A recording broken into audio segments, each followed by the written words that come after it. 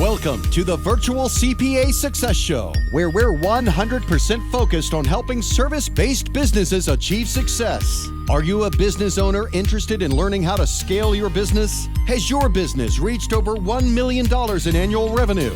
Then this podcast is for you.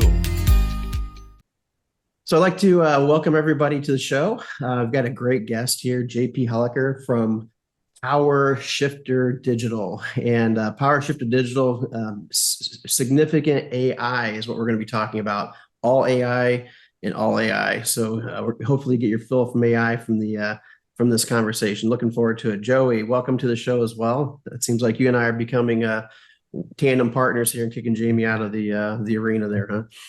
I appreciate it, Jody. Always great to be on with you.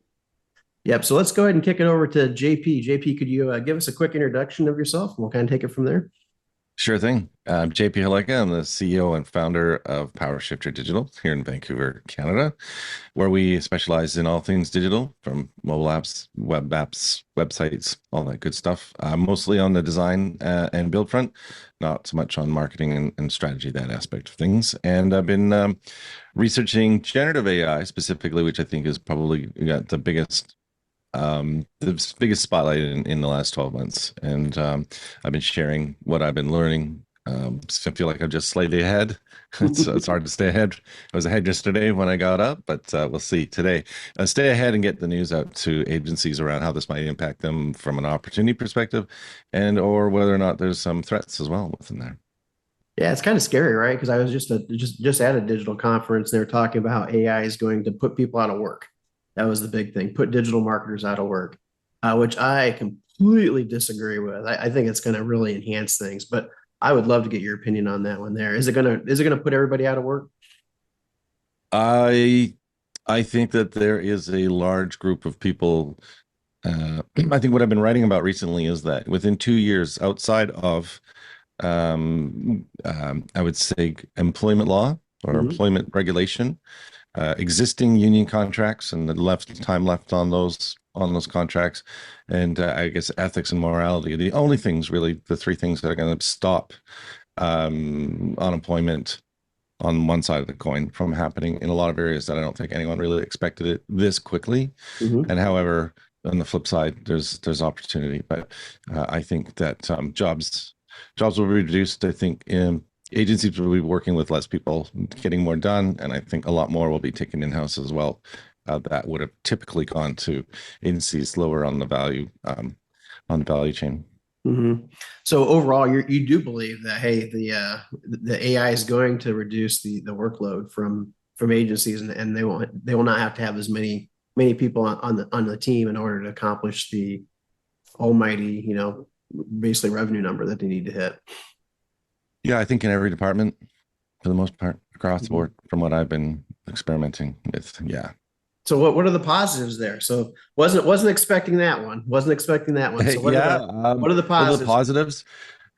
Well, I think a couple of big shifts that we've seen in the industry for a while, and I know that your team's been advocates for, which is value pricing, which is interpreted in a couple of different ways. Right. I would say the value pricing, for the most part, and understood within the agency spot, is fixed fee in a sense. What is the value of the output that the client sees in value? There are those that do performance value based on sales and marketing leads. But what I'm speaking to is the fixed fee. What is the perceived value of the offering? I think that the drive to that is going to be more important from a narrative perspective, because it's always been bad about selling hours. So I think the good thing is that this will accelerate quite rapidly. It'll have to move to value or fixed fee pricing. It does a couple of things. If you do things in seconds versus days, which is literally how a lot of things can be done, or reduced by 10x, your hourly rate is no longer sustainable. Because it doesn't have the value that it did, because it was all based on norms of people doing stuff physically, or or going through a linear fashion to get something started to finish. So I think the opportunity there is that there will be margins if you can position your agency as brand and as the experts that they are, regardless of how it gets done. So you think the flat fee is going to be becoming more and more of a norm versus the outlier, which it's been for a long time. Value basing being, the key to that. So subscription based model.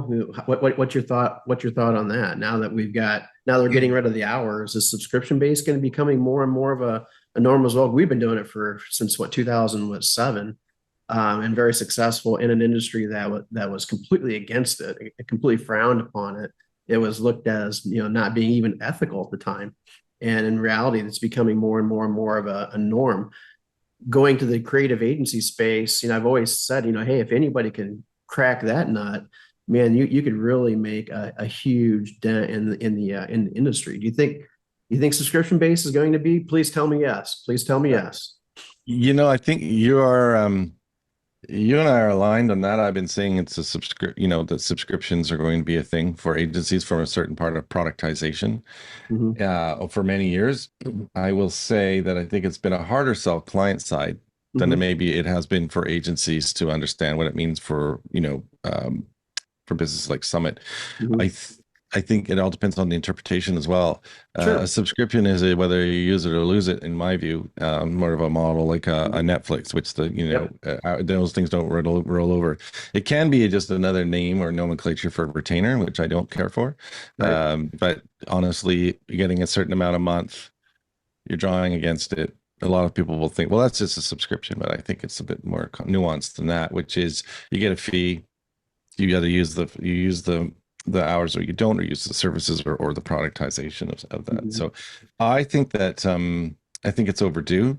I think it'll be easier to probably be able to lower the subscription costs. However, to get more subscriptions, you see more of a volume game, which I know is not necessarily a great thing with an agency, but if you get more with lower subscriptions, you're similar to a SaaS model, I think, than relying on generative AI to help find the speed and to remove the risk as well, that you might go over and then have less of a great use of a subscription. But I think that we may have to call it something else, but I think the model's there, and this will help for sure. Yeah, because the way I look at subscription based is not just simply the way that you actually bill somebody out, whether it's on a weekly basis like we do or monthly like other folks will do. It's more the services that are that you get for it. Like for Netflix is a perfect example, where it doesn't make a difference how many movies you watch. You can binge watch a bunch of movies. You're going to pay the same subscription fee for that, because it's providing that service level. With what we do, the same thing. It doesn't make any difference if we're providing a profit sharing plan for you, or helping you with your banking relationships, or whatever that might be. It's all encompassed in that same fee. And so I'm hoping that what AI is going to be doing, and maybe already doing for a lot of firms, hopefully, is allowing that to happen, where now they can start managing a bunch of different things that that their agency is actually doing, versus just simply waiting for the manpower, the women power to actually get things done over time. Yeah, I think it'll definitely help with that, because you can just get things done so much quicker. And again, I think the focusing on your case studies, your outcomes, and is going to become more and more important when you justify why money should be spent at your agency. And you kind of mentioned that it might be a good opportunity for folks to actually lower their revenue, their price, and still be able to achieve a really nice, a better profit margin than what they are with their higher price, and be able to capture a bigger market share. I think it's going to be a very destabilizing factor. And I believe that there will be agencies born out of this, where those that are maybe working at another agency say, you know what, we can do this and position ourselves as an AI focused agency. Don't try to hide the fact. Let's go in, we can go 10 times faster. And maybe there's a way in which you're positioning yourself that speed to market with a high level of consistency, quality, and just enough human intervention to make sure that the ideas are there to begin with, because AI doesn't have any ideas. It just sits there waiting for an input. And at the other end of it, when it's done all the heavy lifting, who are the humans that are the last line of defense between whether the creativity works or whether the numbers and the data have been, analyzed are true to as we know it to be true. But I think that there's going to be agencies that will come out of this, not across the board, of course, but there will be a new niche that is the super AI agency that gets you to market faster. However, that's a premium. It's not a discount. It may be slightly discounted than a premium agency, but if speed is the key and market fit, then I would say that you're now paying for a premium. Remember when you used to get printed materials and you need it in a hurry, it would be a premium. For some reason at digital, they never seem to get that. Faster it is, the less value it seemed to have. But I think you could see that you might be able to invert that. Well, I do think it's an interesting idea moving more to a subscription base that lends itself to me towards what's going to be the defining factor for a lot of agencies in this new world, which is it's going to have to be relationship driven. In order for a subscription model to be sustainable, you've got to have a long length with your clients to overcome, what you have to put into it up front to make it work. And that's really, I think, going to be key for agencies to realize, like, if relationships are always important in a digital space, they're going to become more important in this new world. And the outcomes, I think, are going to be, if everyone's fighting the AI super SEO bots, then that'll just be table stakes, right? Mm-hmm. And so you'll really still have to, what is your secret sauce on top of the AI that makes if you have an SEO agency or content agency, even better? But if for those that say, well, we handcraft it always, that's great. If you can afford to put your brand and position and say that, it's because of the people, and most likely from what I've read, it still will be better. It will still be better written content. However, is 10 pretty good articles that are, pretty good SEO versus one that's great. I think it's in this arms race, it's going to be a numbers game. It's going to be hard to stay afloat with content. So you think SEO will kind of go away? I mean, it's one of the reasons why I think Google's detuning it. And the big push is because it's just so much content that's going to be of equal quality, whether that's great quality or just a high bar. Because as I read Tim Goodwin the other day he says AI is average internet because it's taking everything and averaging it, right? When you have to really drive it through prompt engineering to make it specific. If you ask the same question in ChatGPT, for the most part, the same wording, you'll get the same general response without a lot of nuances, which is if you asked 5 different writers or researchers different times the same question, you'd have a much more nuanced response from their own biases in between. So yeah, it was kind of amazing because I was playing with ChatGPT just earlier this morning, and I said, "Hey, write this article written by Jody Grunden," and it was like amazing. It popped up all my information. It was putting it in there. I was like, "Huh, this is kind of cool, actually." Yeah, because you existed pre-2021, and it was able to consume all the content in which you put out there online that is openly available. So yes, it can emulate you.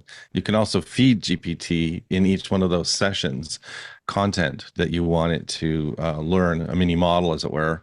So if you've got blog posts or some of your own things, you can feed it into a single session and then refer back to say that writing style in which I gave you those examples, and like you to match as closely as possible. Even with the small sample size, it'll be closer. Oh, that's really cool. Yeah, looking forward to playing around with that a lot because we write a ton of articles. We usually write about an article a day, it seems like. As much content as we try to throw out there to help agency owners run their businesses better. One thing that I'm curious about here too, kind of along the same, thinking about ChatGPT and how it's changing things, the speed at which this has developed is the part that's, even for an elder millennial like me who grew up with computers and grew up in this world of digital disruption and change and being comfortable with it, it's happened so much faster than even I could have predicted or am even comfortable with. Has this been inevitable, or was there a catalyst that's driving it to happen now, in your opinion? Well, I think AI has been impacting everyone's lives probably, since 2016, 2017, you start to see things, or you hear that these things are being driven by AI and behind, but it's been a little bit of a mystery, right? Oh, it's better because of AI. Okay, it feels better, sure. However, it's been unattainable for many. And so this, I guess this is the Model T moment in a way, Mhm. which is that with two big platforms, the generative AI with DALL-E, which is OpenAI, and Midjourney for free models, and then for stuff that you can, if you're really rolling up your sleeves, $10 and $30 a month, and it becomes publicly accessible AI, and it's very specific on what it does in one regard, so you don't need a big manual. And so I think it's one of the reasons why it's AI for everybody, and it's giving people access to models and testing, real world testing, that's been mostly in labs to date. So I think there's a bunch of things that are happening, but partially because it's not been turned over. This is like the days of it's so rudimentary though, or we don't really even know where it's going. In my view, it's sort of like when they invented fire. They know that one thing they could light a thing on fire, but who knew we were going to get cooking and all the things that came from it. We're at that point right now where really the I'm just speaking to GPT specifically. Mm-hmm. They know very little of what it's capable of, and they didn't plan on knowing everything. They've done it theoretically what it can do. They put some guardrails on it, because they don't really even know what the guardrails should look like, to be frank. Sure. And where the manuals are being written every day, specifically with GPT, and I guess with the generative ones as well. As users are going in en masse and trying things out, is that critical mass of thinkers that go, I wonder, and then they go in and try something. Will it do this? Because the creators of this had thought maybe or maybe not. It's really it's such an open tool, or many of these are now. We really don't know how they're going to be used. We're just seeing. Well, I see new things every day in which we could use generative AI image generation or the GPT platform. I see new reasons every day within the agency, or from what I'm researching, that yesterday we didn't know you could use GPT. Yeah, what are some of those new things? I'm just going to throw some nuggets out there for the folks listening today. Well, what's come out loud and proud early on was content creation in anybody's voice or any style, and lots of things around, lots of hyperbole or chats around SEO and SEO agencies and that. And I think that content generation, it can do very quickly, and a lot of it. I think it's going to take a while before it to become great content. Mm-hmm. And I was watching a professor from MIT talking about AI the other day, and he said it's just sitting there, AI. It still needs the spark of human creativity for the input or the prompt engineering or the art of what's possible before it can actually take that baton and run with it. And on the other side of things, where it's doing things much, much quicker, generative AI can also just totally make stuff up very well. And you have to basically know whether or not what's been produced is real or just great fiction. And it'd be weird. One little word in a prompt, and it can send the results that you anticipated to just be nuts. It started making things up when I asked it to take a transcript from a meeting that I did through Otter's transcription. I transcribed it and then put it into GPT and said, all key comments and all key commitments by speaker, which I do every day. Mm-hmm. And this day, totally made up. None of the stuff in which took place in the meeting that it was listing as meeting notes took place. Nobody's expertise was even close to what it was talking about. It was so far-fetched. I tried a few different ways and I couldn't. I had to restart it. So yeah, so humans on the far end, at the beginning for the spark, and then all the heavy lifting are the ways in which you can see, signals and analyze data. But humans at the other end to make sure that what is coming out is as we expect it to be or want it to be. Yeah, that's pretty interesting, because if you didn't really know what the outcome was, you could really be going down the wrong rabbit hole. Yeah, and you're starting to see people getting called out on content already when they're just generating it really quickly. Well, some of the things that you can do that people probably didn't think about, I wondered, because we do business model work here for digital transformation, what are new digital business models, and in that service design aspect of our business, we look at things like value proposition canvases and business model canvases, which are very visual, come out of Silicon Valley in the last 10 years. A lot of businesses, that's where they start now. I asked it if it could, based on a business concept that I did for a small float plane, like it was a fictional use case or a case study, small float line plane airline in the Pacific Northwest. I had it come up with a value proposition in a canvas form, all of the value props based on the description. It came up with all of the packages that it needed to be. It gave me names, taglines, which I then put into Midjourney, and then had it come out with logos and brochures, all within a few minutes.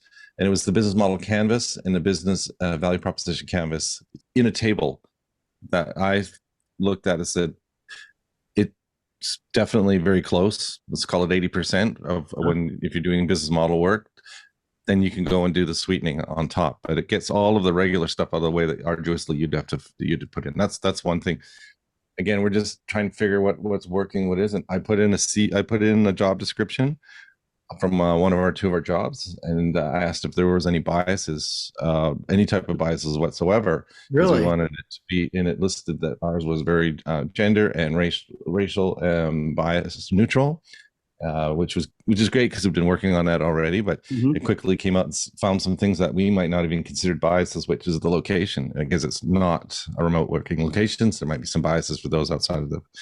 So that was one way. I mean, I put in a CV of somebody. I put in a job description of who I was interviewing, and then I put the CV in for that job interview. And I said, first, you are a recruiter at a digital agency. Would this person at first blush, based on what you see from their CV, be a good fit for this role? And it totally went through line by line. Wow. Now you still need to interview. You need to do all those things because the CV is still a CV. However, it's again saved, I would say, 15 minutes per CV before going through an interview, just even to look at it. Now, those things should be built right in, right? So GPT should now do sentiment analysis or job fit, which I'm sure will be coming in the next few months. Those are just two things that within a single day or two, I thought I might try ChatGPT to figure things out. That's where we're at. Like, just so those that are telling you that it's not going to impact the agencies or the creative industry, I'll tell you right now, they're not using it. No, because anybody who's using it for more than an hour will recognize quite quickly, if they're curious mind, all of the things in which could be rapidly accelerated through just GPT alone. But even with the image generation, I did some Chanel No. 5 bottles work for product photography, and it looked like a shot right out of a magazine for Christmas for Chanel No. 5, other than the logo and the label, which we redid. And that was 3 different looks. So it's really interesting what's being done with visuals too. There's been a big movement. Some towns here in northern New Mexico, there's some folks that I follow on Twitter who are really into reimagining urban spaces here in New Mexico and how we can solve some of our housing equity problems and things that we're trying to do. And they fed some stuff into Midjourney, which I had never heard of until last week.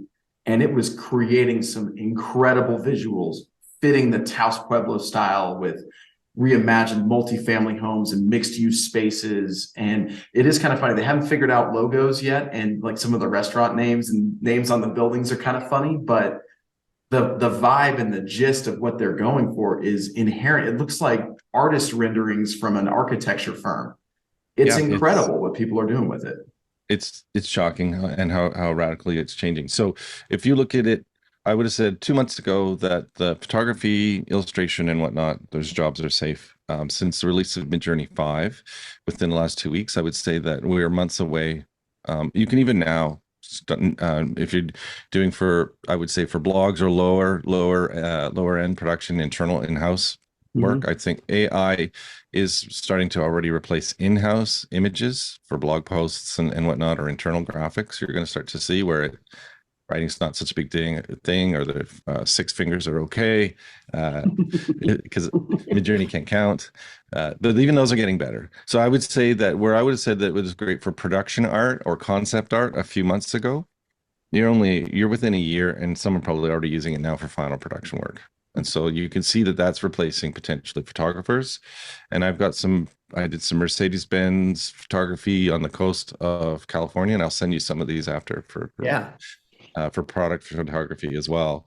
That was a morning fog Northern California coast. Like it was hard to tell it wasn't a photograph of a G-Wagon, the latest one. And so it went from a concept artist saying, giving that to a production company or photographer saying, I want it to look like this. We're within 6 months of that becoming what's done, and then final, touch-ups of the car or get superimposed or what have you. But the background plates and that, I think this has photographers worried. Unreal. And it's hard. It's hard to describe until you start using it. We've got three things going on. We've got a recession that's a headwind, or at least the media's been talking about this recession for a long time. The numbers don't typically seem to be reinforcing that, but nonetheless. Yep. So a lot of agencies, a lot of companies that would hire agencies are looking for ways in which to to start to save money. How can they short things up? I think we're also seeing this work from home, COVID, whatever that turns out to be. We're in that's starting to really solidify what's going on. Mm-hmm. And then just with AI being so accessible to everyone, I think you're going to start to see people just starting to use it, and it won't be necessarily formal, but it's like everyone's pressed for time. Once everyone's looking for a shortcut throughout the day, we all are, to, as long as it doesn't compromise the work, to find you that space or more time or the margins. And I think it's just you're going to see people going back more and more. Internally here, we're seeing people say that, every day they're in GPT more once they understand the things that it could potentially do. There's a lot of other things we should discuss too around confidential information and the great unknowns. But I think that to get to your original point, jobs, I think there will be jobs taken away or more work put in those same people. Mm-hmm. To get done, or expectations higher. Yeah, sure. I think I don't know. I mean, and maybe there will be jobs going away a little bit, but I look at it as, you make a creator, you make them a reviewer, you make their job changes in dynamics. Where they're trying to create the words and everything. Now they're the editor, they're reviewing the words. So I think the work will still be there for folks. It's just a matter of now they've got to develop different skills, different skill sets than what they maybe had going into it, maybe and a little faster than normal, because what will be, I think, the normal thing for coming right out of college or doing whatever isn't going to be there anymore. It's going to be, hey, we're going to need higher level thinkers versus lower level doers. Agreed. I think it's no different than if you look at, to mining, going down on a rope with a pickaxe and a light and having to do this versus conveyor belts and machines. And there's more people at the top than there at the bottom. And of the mine extracting versus having to be all done by hand. So the extraction of the creation of the bulk of things can be done with more accuracy, more speed. But I still think, agreed, the creativity, the spark, the things with the bigger, you can spend more time on bigger ideas or the more important parts. As I said to the team, we can deliver even better as opposed to delivering mediocre. We can deliver even better because the arduous work that you had to do for some of these areas of data analysis or what have you, you can take that time and focus on the big thing. Mm-hmm.